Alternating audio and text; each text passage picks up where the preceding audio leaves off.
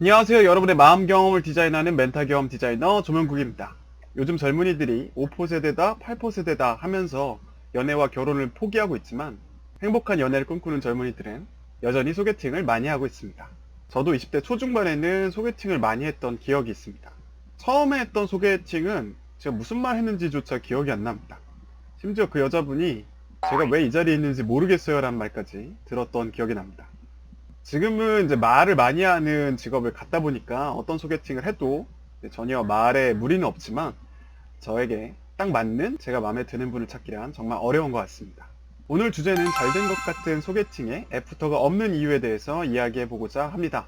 애프터는 아직도 전통적인 느낌으로 남자가 여자한테 하는 게 보통이긴 하지만 이 영상에서는 남자분이 여자분한테 애프터를 신청했지만 거절당하는 상황까지 비슷하게 이해할 수 있을 것 같아요. 그러니까 애프터를 신청 안 하는 사람과 애프터를 신청했어도 거절당하는 이유들에 대해서 이야기를 해보도록 하겠습니다.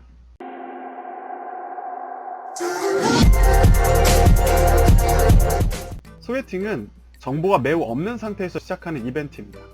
상대에 대해서 아는 거는 이제 카톡이나 주선자의 사진 정도가 알 수 있는 외모의 정보고, 그리고 어떤 일을 하는지 성격 아주 조금 정도를 알고 소개팅에 임하게 되죠. 이 정보의 부족은 우리로 하여금 애프터가 이루어지지 않았을 때 원인이 오직 나에게만 있다고 생각하는 편향적인 사고를 일으킵니다. 즉, 다시 말해서 상대방의 선택에 어떤 다른 상황적인 요인이 있다고 생각하지 못하게 된다는 거예요. 이 편향적인 사고는 곧바로 자기를 공격하는 데 쓰이기가 쉽습니다. 상대방이 나의 애프터를 거절했다는 것은 나를 더 이상 보고 싶지 않다는 것이고, 그것은 결국 내가 상대한테 별로 매력적이지 않았다는 것을 증명하는 것처럼 느껴지기 때문이죠. 그건 당연히 우리에게 좌절감, 거부의 감정으로 다가오게 됩니다. 저도 옛날에 소개팅했던 때를 기억해 보면 상대방이 정말 마음에 들었는지 안 들었는지를 떠나서 거부당했다는 감정이 제 머릿속을 가득 채우고 합리적인 판단을 할 수가 없었던 적이 있었어요. 원래 거부라는 감정을 갖게 되면 이 자존감도 많이 떨어지고 다소간의 분노가 생기고 합리적인 판단을 어렵게 만드는 속성이 있습니다. 그러나 상대방이 애프터를 신청하지 않거나 애프터를 신청했지만 거절하는 이유는 상당히 많은 요인이 작용을 합니다. 상대의 그 선택과 행동에는 정말 수만 가지 상황적인 요인이 작용할 수 있거든요. 그래서 오늘은 그 상황적인 요인을 하나씩 살펴보도록 하겠습니다. 첫 번째, 아직 전 애인을 잊지 못한 상대. 우리가 소개팅을 거절하는 상황 말고 소개팅을 부탁하는 상황을 떠올려 봅시다. 우리는 간혹 이 전 애인과 헤어진 지 얼마 안 된 상태에서 소개팅을 부탁하는 경우가 있어요. 왜냐하면 상대방을 잘 잊고 새 출발을 하고 싶다는 어떤 욕구 때문이죠. 그러나 전 애인과 함께한 시간이 길고 미운정 고운정이 많이 들었기 때문에 아직도 기억 속에는 그 사람이 많이 남아 있습니다. 그리고 이걸 잊기 위해서는 물리적으로 시간이 꽤 많이 필요하죠. 그런 상황에서 만난 소개팅 상대는 충분히 매력있고 재밌지만 아직 전 애인을 잊지 못했기 때문에 연애를 시작하기 어려울 수 있습니다.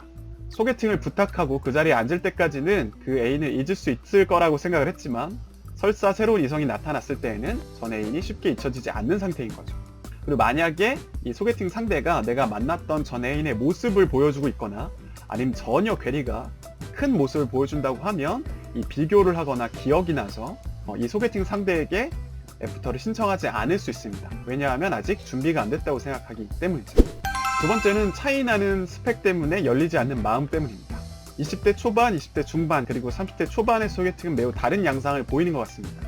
어렸을 때는 그 사람의 외모나 즐거운 감정 등이 들면 사귀기 시작했다면 나이가 조금 들수록 여러 가지 데이고 또 경험들이 쌓여서 상대방 여러 가지를 조금씩 보기 시작하는 것 같아요.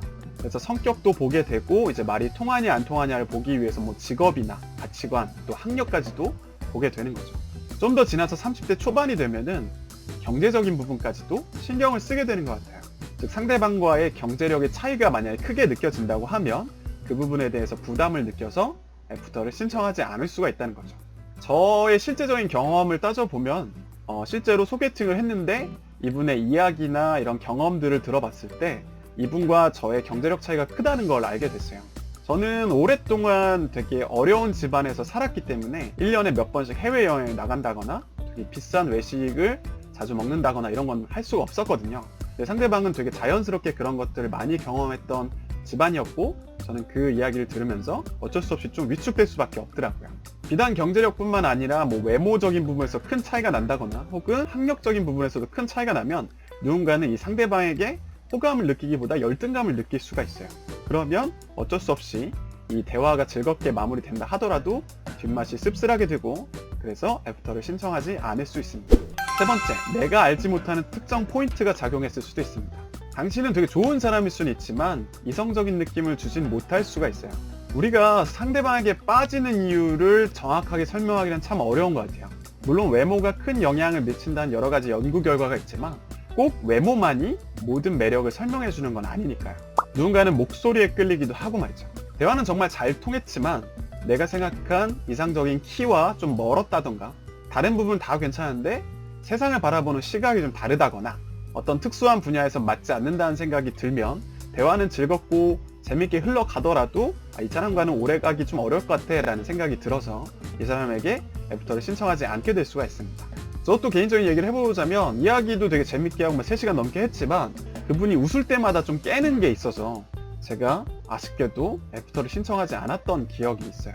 이처럼 어떤 특정 부분에 의해서 그 사람에게 빠질 수도 있고 안 빠질 수도 있는 것 같아요. 근데 그 부분이 그 사람이 잘못됐다거나 문제가 있다는 걸 의미하는 건 아닙니다. 우리가 갖고 있는 어떤 특징적인 부분이 그 사람에게 깨는 요인일 수 있지만 어떤 사람에게는 그 부분이 또 매력적으로 보일 수가 있는 것 같아요. 네 번째, 내가 모르는 나의 경쟁자들. 우린 너무도 쉽게 이 소개팅 상대가 나만을 보고 이 소개팅 자리에 왔을 거라 착각을 합니다. 우리조차도 그렇지 않으면서 말이죠. 상대 역시 대부분은 사회생활을 하고 있을 것이고 이는 곧 그 사람이 수많은 이성에 둘러싸여 있음을 말하는 것입니다. 상대가 매력이 넘치는 사람일 경우에는 더더욱 주위의 이성들이 이 사람을 가만두지 않을 가능성이 높겠죠.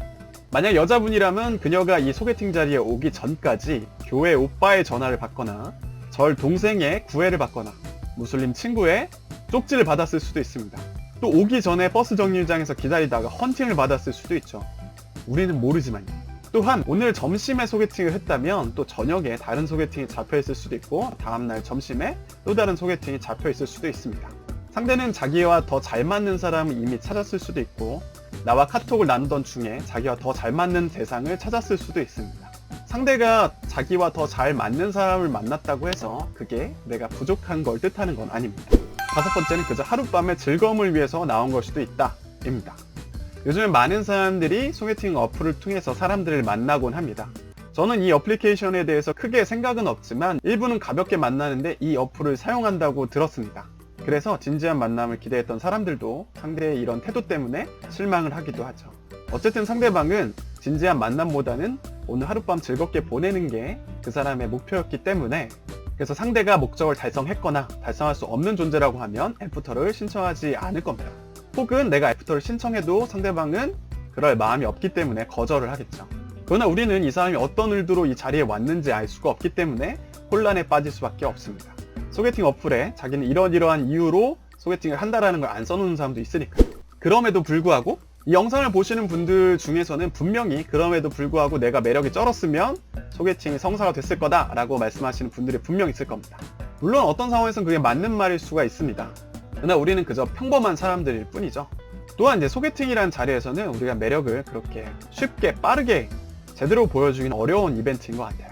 또한 이제 입장을 바꿔서 거부당한 게 아니라 우리가 거부했던 경험을 떠올려 보면 모두가 그 사람이 별로여서 이제 소개팅을 거부했던 경우는 없을 거예요. 뭐 이러저러한 요인들이 많이 작용해서 이 사람을 거부했던 경험도 한두 번씩은 분명 있을 겁니다.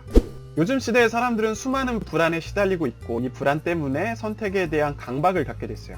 더 좋은 선택, 더 완벽한 선택을 하기 위해서 이리저리 생각이 많아지게 되었죠. 그래서 사람들은 이전보다 쉽게 마음을 열지 못하고 더 많은 조건들을 달기 시작했어요. 결국 제가 하고 싶은 말은 이겁니다. 여러분이 애프터가 되지 않았다는 게 온전히 여러분의 요인 때문은 아니다라는 겁니다. 그러니까 애프터가 없다고 혹은 애프터가 거절당했다고 좌절하지만은 않았으면 좋겠습니다. 상대방은 이렇게 여러 가지 요인에 의해서 영향을 받고 있고 나와 상황이 좀 안 맞았을 뿐입니다. 조금씩 나를 발전시키면서 시도를 여러 번 하다 보면 분명히 더 좋은 사람을 만날 수 있을 거라고 생각을 합니다. 그러니까 용기를 좀 내보시고 좌절에만 빠지지 않길 바랍니다. 네, 오늘의 영상은 여기까지고요. 오늘의 영상이 마음에 드셨다면 좋아요와 구독 눌러주시고 소개팅과 관련된 여러 가지 에피소드를 들려주세요. 제가 꼭 답글 달아드리도록 하겠습니다. 그럼 안녕.